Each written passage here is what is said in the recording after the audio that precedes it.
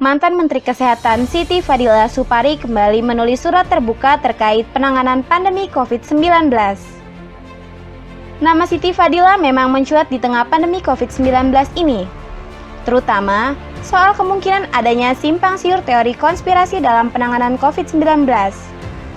Lalu, siapakah Siti Fadila itu? Siti Fadila Supari merupakan seorang mantan Menteri Kesehatan Republik Indonesia, Kabinet Indonesia Bersatu periode 2004 sampai 2009. Keterlibatannya dalam pemerintahan Susilo Bambang Yudhoyono berlanjut pasca berakhir sebagai Menteri Kesehatan, dengan masuk sebagai anggota Dewan Pertimbangan Presiden sejak tahun 2010 sampai 2014. Berikut 5 fakta terkait Siti Fadila Supari. 1. Dokter spesialis jantung. Siti Fadila Supari merupakan seorang dokter jantung di Rumah Sakit Jantung Harapan Kita.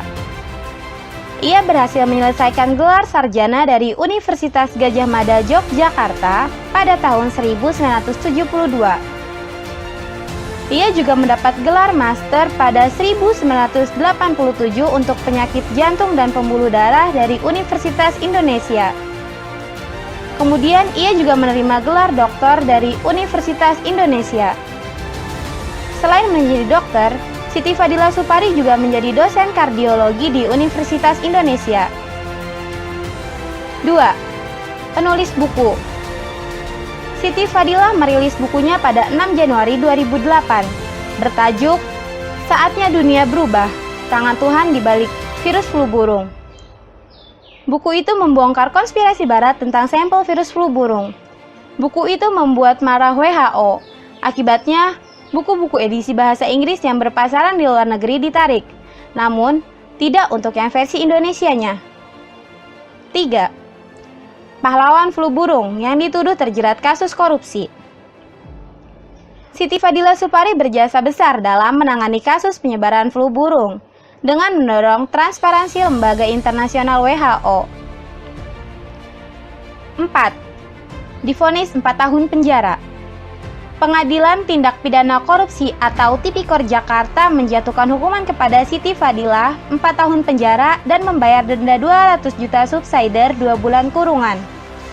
Siti disebut-sebut telah menyalahgunakan wewenang dalam pengadaan alat kesehatan pada tahun 2005 dengan nilai kerugian negara sebesar 6,1 miliar rupiah. 5. Blak-blakan soal flu burung, virus corona, dan Bill Gates. Siti Fadila Supari juga belak-belakan berbicara soal flu burung, virus corona, dan Bill Gates.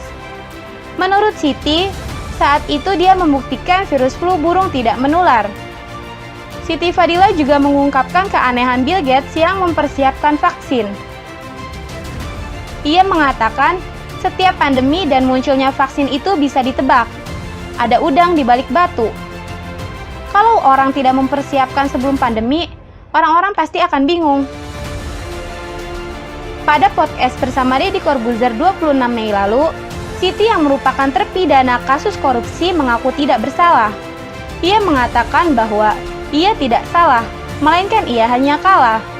Menurut Siti Fadila, Indonesia saat ini dalam menghadapi virus corona harus mandiri untuk membuat vaksin. Ia mengatakan orang Indonesia dapat membuat vaksin sendiri.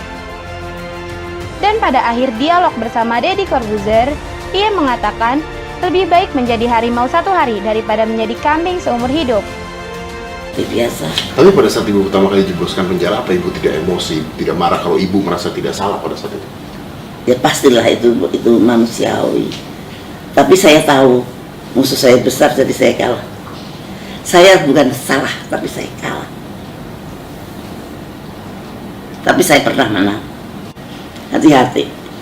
Kalau ada komersialisasi vaksin, vaksin diperjualbelikan, artinya virus diperjualbelikan, maka pasti si industrialis vaksin ini akan menyusun kekuatan baru untuk mengadakan pandemik berikutnya. Karena panen, kalau pandemik panen, betul benar. Ya. Tapi kalau menurut ibu sendiri, ketika ini kan virusnya sudah ada. Kita Indonesia harusnya seperti apa kalau seandainya Anda saat ini adalah Menteri Kesehatan? Indonesia harus mandiri, membuat vaksin sendiri. Kalau perlu vaksin, kalau tak perlu vaksin tidak perlu dibuat. Kita juga, orang Indonesia itu antibodinya tinggi pada waktu flu burung. Itu antibodi orang Indonesia itu sangat luar biasa. Jadi. Nah, Dan kita mampu buat vaksin sendiri, Bu? oh Pak, mampu lah. Tidak perlu beli. Ekman bisa, Surabaya juga bisa. Kemudian BPPT Jogja juga mungkin bisa. Tapi sekarang fokusnya di Ekman. Menurut saya yakin mereka bisa. Ibu yakin kita mampu membuat Ya, vaksin mampu. sendiri. Jadi tidak perlu bergantung dengan mereka yang menjual vaksin. Ya, lebih baik jadi harimau satu hari daripada jadi kambing seumur hidup.